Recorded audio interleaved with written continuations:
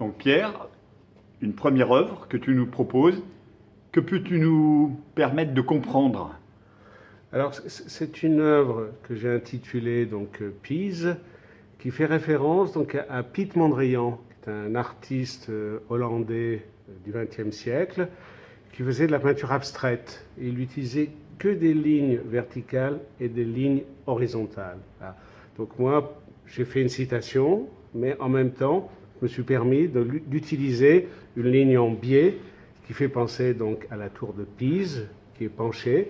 Et en même temps, j'ai utilisé le vert, donc le blanc et le rouge, qui sont les couleurs du drapeau italien. D'accord, ok. Donc une triple, on peut dire, une triple référence sur une seule œuvre. Voilà. Merci. Une référence lyonnaise cette fois. Explique-nous. Alors là, j'ai choisi donc un peintre allemand qui s'appelle Kurt Schwitters et qui est un peintre qui fait partie du mouvement Dada, hein, qui donc travaillait au XXe siècle, hein, c'est le début du XXe siècle, et j'ai intitulé ça donc le voyage de Kurt Schwitters à Lyon, hein, c'est-à-dire ce qui ne s'est pas passé en réalité, mais j'aurais bien aimé voir Kurt Schwitters. C'est dommage. Oui, parce que Kurt Schwitters, c'était quelqu'un qui était assez étonnant. Il ressemblait à un bourgeois victorien, mais c'est quelqu'un qui ramassait donc les objets qu'il trouvait sur le trottoir. Donc là, donc il a ramassé des boutons, on voit des tickets de métro, des timbres, etc. Et il les collait donc sur sa peinture. Voilà. Hein.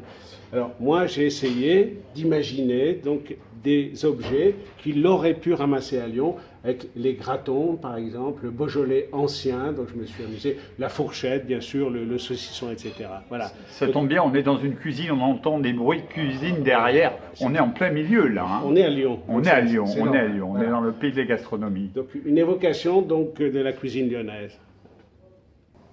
Alors là, j'ai voulu donc faire une peinture à partir donc de Malevich, qui est un peintre russe, qui a fait de la peinture abstraite, mais une abstraction vraiment très géométrique. C'est-à-dire qu'il n'y avait aucune histoire, aucune figuration, c'était vraiment que des formes. Et là, je me suis amusé à remettre une histoire, comme on le voyait au XIXe siècle, par exemple. Hein, donc ici, vous voyez, Vercingétorix devant César. On imagine César, voilà, qui est assis, et là, le cheval de Vercingétorix. T'as mis du vivant là où il y avait normalement même pas de figuratif. Voilà. T'as changé les lieux, t'as changé les époques. Ouais. Grand coup de pied. Grand coup de pied, rapprochement, improbable. Improbable, voilà. Et finalement, à la fin, une histoire. Une histoire, voilà. Donc la rencontre de Malevich et de César et Vercingétorix. Saint-Sébastien et les flèches, qu'est-ce qui se passe là, Pierre? Alors ça, c'est une peinture vraiment plus personnelle. Hein. C'est-à-dire que depuis pas mal d'années, donc j'essaye de construire des dessins, des peintures avec des lettres, hein, et d'essayer de reconstituer donc des scènes, des personnages, etc. Et le personnage de Saint-Sébastien m'intéressait beaucoup parce qu'en fait, sur les pentes de la Croix-Rousse à Lyon, on a une montée de la Grande Côte et on a une montée Saint-Sébastien. Et autrefois, donc c'était la côte Saint-Sébastien. Je m'appelle la côte. Et donc, il y avait la montée Saint-Sébastien. J'ai rapproché. Belle parallèle. Ben oui, voilà. Double parallèle. Et elles sont parallèles. Et elles sont parallèles, tout à fait. Et là, je me suis dit, bon, c'est marrant de recomposer donc, le corps de Saint-Sébastien avec ses lettres. C'est-à-dire que c'est son nom qui compose son corps. Donc, il y a une espèce de jeu. Voilà, donc on voit les lettres. Les flèches, bien sûr, qui correspondent aux martyrs de Saint-Sébastien. Voilà. Au même titre que toi, ce sont tes lettres qui fabriquent ton nom, ton identité. Voilà, exactement, de la même façon. Alors, donc là, c'est de nouveau donc un travail personnel, donc une peinture, une sculpture, parce qu'on a un peu entre les deux, qui est réalisée donc avec les lettres. Et là, il s'agit de la Némésis, c'est une déesse grecque, hein, de la vengeance, c'est une déesse qui a une importance vraiment capitale pour essayer de rétablir un peu donc l'équilibre à certains moments. Donc j'ai composé son nom, hein, Némésis, on voit effectivement le M, etc., avec le S final, avec des couleurs différentes pour qu'on puisse bien les distinguer, et essayer de recomposer donc un visage, une sorte de masque avec des yeux, etc., pour essayer de redonner donc un visage à cette Némésis. La personnaliser. La personnaliser, oui, alors que c'est une déesse, effectivement, bon, qui est assez, dans l'esprit des Grecs, assez difficile à préciser, quoi. Ah ouais. On n'a pas vraiment de... Peut-être que par visage. essence, justement, elle n'a pas de visage, est-ce qu'on peut dire ça? Ben, c'est-à-dire que comme la plupart donc, des dieux ou des déesses grecques, on leur a donné une apparence, mais en même temps, bon, c'est quand même des personnages que les humains ont du mal à voir. Voilà. Certains personnages sont plus durs à, à montrer que d'autres dans Ouais. la mythologie Ouais, grecque. ouais, ouais. Ben, la Méduse, par exemple, est un personnage qu'on ne peut pas voir parce qu'elle nous pétrifie, elle nous paralyse. Voilà. Donc la Némésis, c'est une vengeance, et ça, c'est un personnage quand même assez redoutable. Bon. Pierre, tableau fait d'un jeu de mots Oui. exceptionnel. Oui, c'est-à-dire que là, j'ai joué vraiment avec le son des lettres, hein, F-I-J, effigie, comme une effigie, et derrière, donc, on a décapé, hein, c'est-à-dire c'est un paysage décapé, alors une effigie décapée dans le fond. Voilà. Donc, un jeu Bon. sur l'image.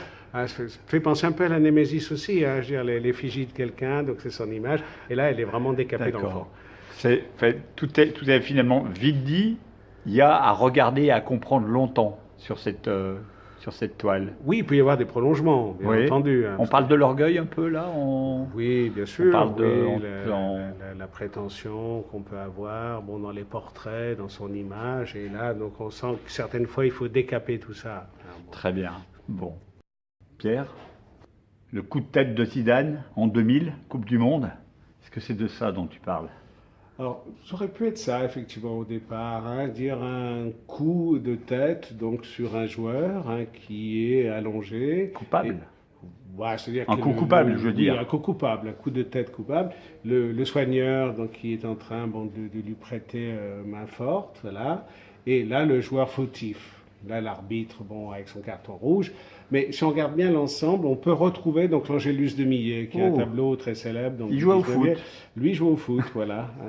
Et avec donc la référence aussi donc avec un peintre du XXe donc qui s'appelle Nicolas de Staël et qui a représenté des joueurs de foot. C'est assez rare, il n'y a pas beaucoup de peintres qui ont représenté les joueurs de foot. À part toi, Ben voilà, et Zidane. Non, non, je plaisante. Mais là, donc, on a une peinture assez épaisse qui Oui. correspond à la peinture de Nicolas de Staël. oui, avec d'accord, des- sur l'épaisseur, sur la matière. et des effets bon, de géométrie, parce que c'est un peintre qui pouvait faire des choses assez abstraites. Mais là, donc, j'ai mélangé les deux. Donc, c'est Nicolas de Staël et l'Angélus de Millet. Donc, j'ai appelé ça l'Angélus de Staël. Bon, la conclusion, donc on peut parler donc là ici des références donc à cette tradition de Charlie Hebdo, hein, bon, qui est une référence pour beaucoup de personnes, donc en France et même ailleurs, hein, c'est un journal qui était très très lu. Donc il y a une ironie, il y a un plaisir de s'amuser, de prendre des distances par rapport à ce qui est sérieux, éventuellement bon, de choquer par rapport à ce qui peut être sacré.